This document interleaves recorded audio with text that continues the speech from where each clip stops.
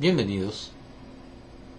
Les habla el doctor Carlos Enrique Juanilo Paredes y conversaremos sobre la naturaleza de la organización.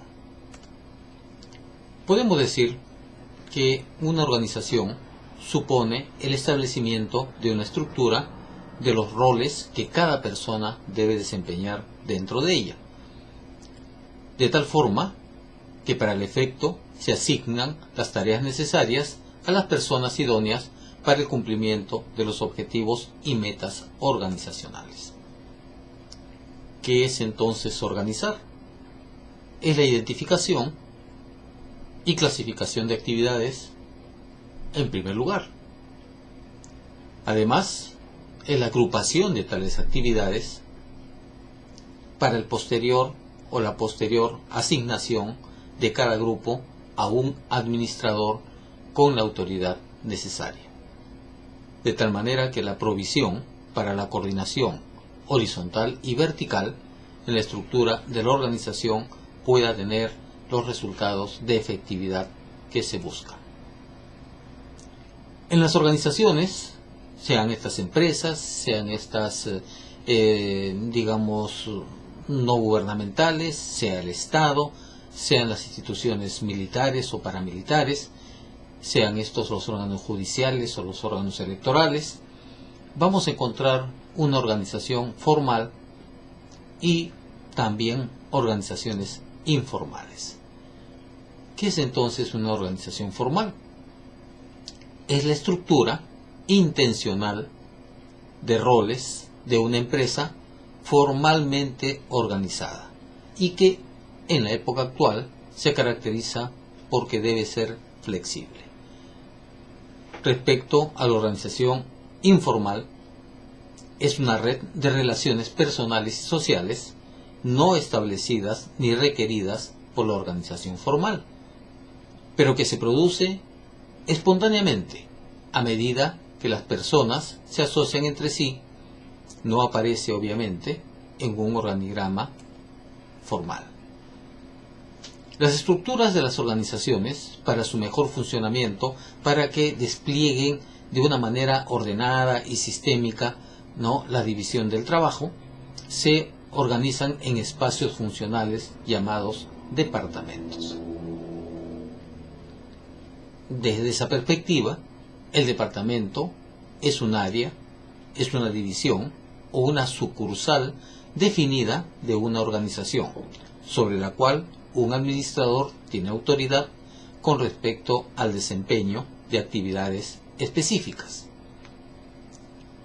Como la naturaleza es un espacio de conflicto, vamos a tener que enfrentar en las organizaciones diversos problemas en los niveles organizacionales. Algunos de los problemas principales que podemos advertir en los niveles de la organización son, por ejemplo, que estos niveles, mientras más desagregados sean, son más costosos, que complican, evidentemente, la comunicación por la distancia que existe muchas veces entre la emisión de una orden y el que debe recibirla para cumplirla. Además, podemos advertir como problema que varios departamentos y niveles dificultan la planeación y la coordinación. Por esa razón, la tendencia actual es el desarrollo de organizaciones de estructura horizontal, privilegiándoles respecto a las tradicionales organizaciones de desarrollo vertical. Bien, la organización es un proceso, además, y como tal, tiene un conjunto de etapas. La primera etapa del proceso de organización es la determinación del objetivo o de los objetivos. Después, la identificación y clasificación de las actividades que son necesarias para lograr vía objetivo las metas trazadas, las metas planificadas. Una tercera etapa es la agrupación de las actividades, dando origen a la departamentalización que ya mencionamos, de acuerdo a los factores humanos y materiales disponibles. Una cuarta etapa del proceso de la organización es la definición de obligaciones y responsabilidades por parte de los trabajadores de acuerdo a su posición y de acuerdo a sus competencias.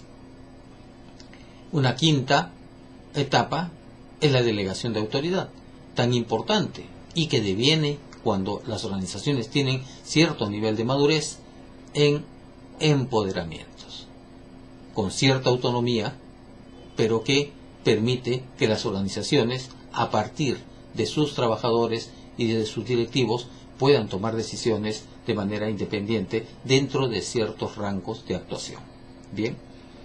Y una última etapa del proceso de la organización es la vinculación de los grupos en forma horizontal y vertical, mediante relaciones de autoridad y flujos de información. Hemos hablado de departamentalización, y este proceso, que es un nuevo proceso en las organizaciones, de dividir el trabajo en departamentos, se fundamenta en las limitaciones de la amplitud de gerencia. Si no fuera por esta amplitud de gerencia, se restringiría el tamaño de las empresas. Precisamente, las empresas han crecido prácticamente de manera ilimitada en función a este principio de departamentalización y en especial de la amplitud de gerencia. La amplitud de gerencia entonces va a contribuir a los siguientes propósitos: ayuda a la coordinación, facilita el control, ofrece el beneficio de la especialización, colabora con la reducción de los costos y eleva las relaciones humanas y la interpersonalidad. Una buena estructura que pueda cumplir con los condicionamientos y con las aspiraciones que acabamos de mencionar son los elementos que requiere una organización, como por ejemplo, una organización formal requiere autoridad. Se constituye en el principal elemento de la estructura organizacional. Después necesita especialización. En esta época las personas no pueden laborar eficientemente y aportar al desarrollo de una empresa, de una organización, si no están especializados en algo. Otro elemento de la estructura es lo que da en cierto modo origen a esta conversación, que es la departamentalización. Otro elemento de la estructura organizacional es la cadena de mando. Y es literalmente una cadena. Hay una sucesión de mandos. Bien. El tramo de control, que es el número de personas óptimo que se puede manejar a partir de un determinado nivel de liderazgo y de determinado nivel posicional en la organización.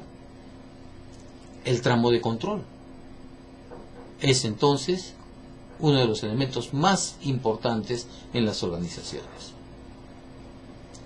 Otro elemento de la estructura es la centralización y la descentralización. La centralización en el poder central, en donde están las mayores decisiones, y que a partir de esta centralización se despliega todo un conjunto de actividades, de acciones de descentralización. Y finalmente, y no por ello, un elemento menos importante de la estructura organizacional, yo diría la de mayor importancia, es la formalización, a través de la manualización, a través de los productos administrativos como manual de organización y funciones, reglamento de organización y funciones, cuadro de asignación de personal, presupuesto analítico de personal, los manuales de procedimientos, entre otros. Hemos dicho que lo importante es la cadena de mando, y esa cadena de mando está asignada por autoridad. Y entonces la autoridad son los derechos y deberes inherentes a una posición de jefe para dar órdenes y esperar que sean obedecidas. Si podemos generar liderazgo, esa autoridad se consolidará de una manera muy, digamos así, efectiva. Hemos hablado también de la especialización, ¿verdad? Y este es el grado en que las tareas en la organización se subdividen en puestos que tienen separaciones funcionales. Considerando estos puntos importantes que hemos visto hasta el momento, añadiremos 4 factores fundamentales para organizar. Lo dicho, el trabajo, dividirlo, no en tareas. Este proceso, que lo propuso Adam Smith, se llama división del trabajo. Otro factor fundamental para organizar es la departamentalización. Debemos considerar también como fundamental para la organización las jerarquías, que tienen que estar plenamente definidas. Y finalmente, un cuarto factor fundamental para organizar con eficiencia es la coordinación. La coordinación, el enlace entre los departamentos, entre las funciones, entre los intereses de la organización, si logra efectividad, puede colaborar de una manera significativa al logro global de las metas. Muchas gracias por su atención.